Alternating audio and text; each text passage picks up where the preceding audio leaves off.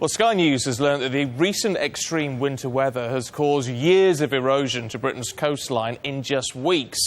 Well, today Jeremy Thompson is taking to the skies to see the impact on the landscape for himself. Now, he's going to start Redhill in Surrey this morning. That's where the Skycopter is based, so taking that helicopter on the journey heading south initially. Now, his first stop is going to be Milford-on-Sea. That's in Hampshire, where the coastline, like many parts of the UK, have been really battered by a huge storm.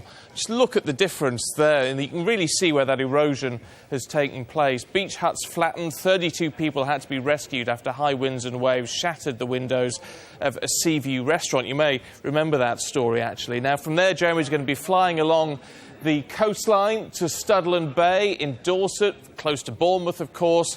Very popular area. There has been a dramatic change in the shoreline over the past decade. It's been exposed to very strong southeasterly waves from the Channel, which are steadily eroding the cliffs there and the dunes. Now, next stop, heading inland to Gloucestershire and the village of Longford. There you go. Now, there are currently plans to build 570 homes on the plains. But you can see from this Environment Agency image that this is actually floodplains. The majority of that land underwater at the moment. The red areas, the worst affected areas, but all that huge orange swathe has been affected by the floodwaters. So what do? Try to build houses on that sort of area.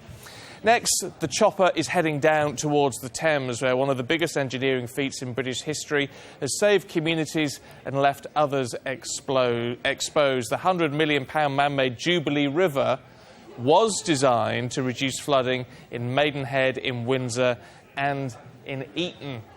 So it works for some, but not others. Lots of people in Datchet and Wraysbury are very angry at all of this because they lie at the point where the rivers rejoin, and it's swamped their towns as a result. We've seen everything that they've had to put up with over the last few months. There's been 14 severe flood warnings in place in that particular region alone. It's the highest of anywhere in the UK.